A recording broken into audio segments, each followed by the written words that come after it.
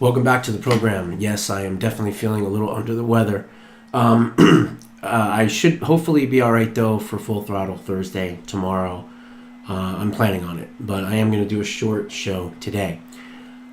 Just kind of wanted to, instead of doing a best of, I just wanted to show my face. I'm okay, I'm alive, but I'm very congested, I'm very sick, and I don't know, whatever.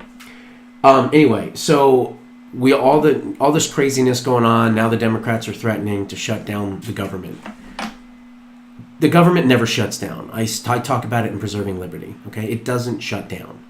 The entire federal government stays open. They call it a shutdown because a couple things close, but the rest of the stuff is all open.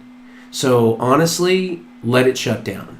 Okay, I've already said that this CR is garbage. The continuing resolution is terrible. The other thing that I was going to say on that is what I wrote on X, which I'll get to here in just a second, because sometimes it's just easier to do it that way than even explaining everything. But look, I love President Trump. I think he's amazing. I think he's great. But he's wrong. He is wrong on attacking Thomas Massie. He truly, truly is.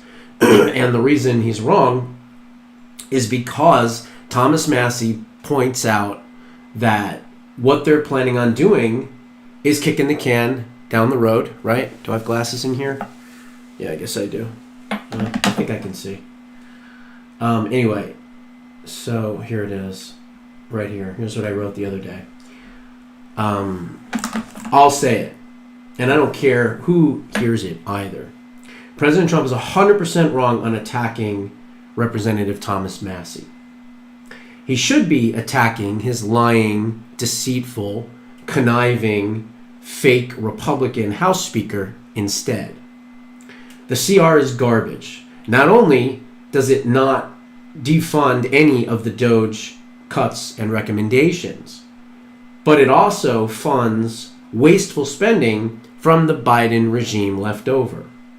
If President Trump was concerned about cutting waste, fraud, and abuse, then perhaps, at the very least, he would use the 1974 Budget Rescission Act. This allows him to request a certain amount of unallocated funds to be rescinded and not spent. This act can be used to cut those DOGE cuts. You see, they're saying, oh, we can't get to the DOGE cuts. We'll get to those in September. Don't worry, we'll get to them in September.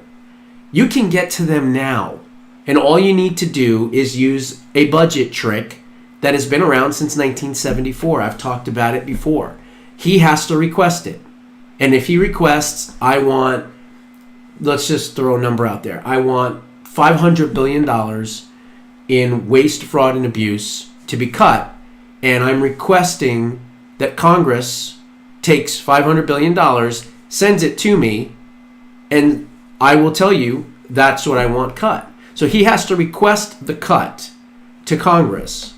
And obviously Elon Musk can say, okay, well, here's what I would cut first, right? You would have a list of things to cut first.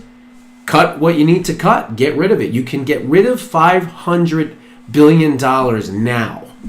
Right now, you can do that. You don't have to wait till September. So it's a horse shit excuse, basically. And like I said, I love President Trump. Voted for him all 3 times, but he's definitely wrong on this one. In addition, at least so far, I would say the majority of his cabinet choices this time around have been excellent. He has definitely learned to put the right people around him. But that doesn't mean that he hasn't made a few mistakes already. And you could clearly see the Department of Justice and the FBI director as at least 2 mistakes. That's right, I'm going to call them what they are. Mistakes so far. I'm going to give them the benefit of the doubt. It's early in their terms. And hopefully the arrests and the indictments and everything else will start to come soon. But right now, just as you all, as well as me, we are all pissed off, annoyed, and we feel as though we're not getting what we voted for. And that is arrests and indictments. I am sick and tired of hearing about federal officials being fired and having their security clearances revoked. Wonderful, great. When are you going to put them in an orange jumpsuit? You've got all of the crimes there. You got all the evidence there. It's been there for years. Many people in the House and the Republican side have already laid out case after case after case after case after case for that when we were back in control, we would have an opportunity to indict these scumbags. And yet it's not happening. So hopefully it will. So anyway, those are my thoughts on that. I think Trump is absolutely wrong on trying to attack him. I think he's wrong on trying to find someone to primary him.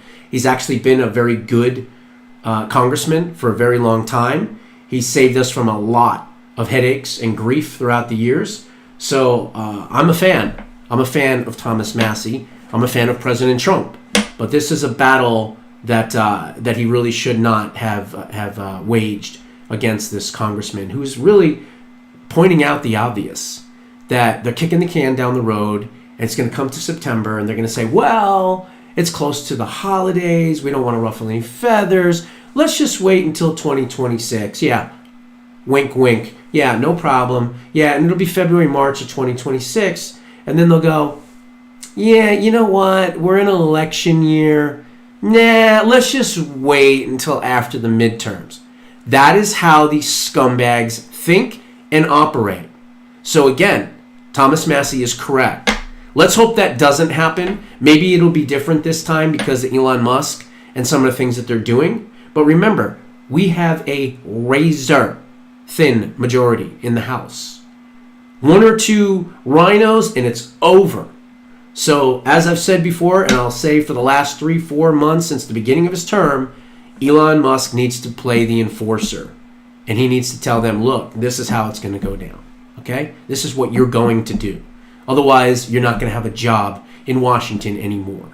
And so we'll see what happens on that. Okay? The other thing was this. Why are they going after Elon so much? I mean, Barack Obama loved Elon Musk. The left loved Elon Musk. He's the number one biggest electric vehicle manufacturer and seller in the United States and the world over. I mean, he's as green can be. I mean, he's everything. He's their wet dream.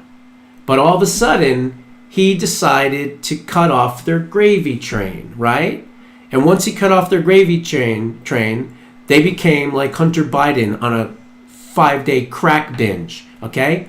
All of a sudden, you took away his crack, and now they're acting like demons, because that's what they are. And they want to kill him, they want to destroy him, they want to destroy his business, and all these other crazy things. But you know what? He was on Joe Rogan, and he lays it out pretty clear. I don't know if you can hear it, and I don't have my recorder with me, but I'll try to make it as loud as I can. He lays it out pretty clear why they are attacking him so hard, and it's right here. So, if I understand, like, what's at the heart of the sort of, like, why is the Democrat propaganda machine so fired up to destroy me? That's the main reason. The main reason is that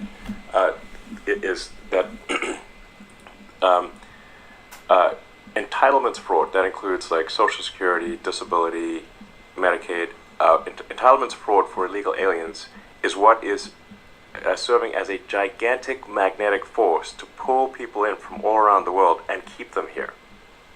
Like basically, if you pay people at a standard of living that is above 90% of Earth, then you have a very powerful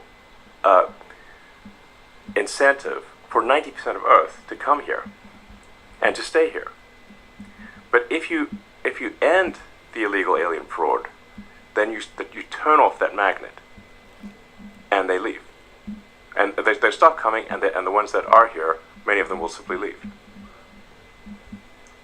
And if that happens, they will lose a massive number of Democratic voters. And if it didn't happen, they would turn those people into voters. Correct. Which they were trying to do. They are already turning them. So in New York State, illegal aliens can already vote in state and city elections.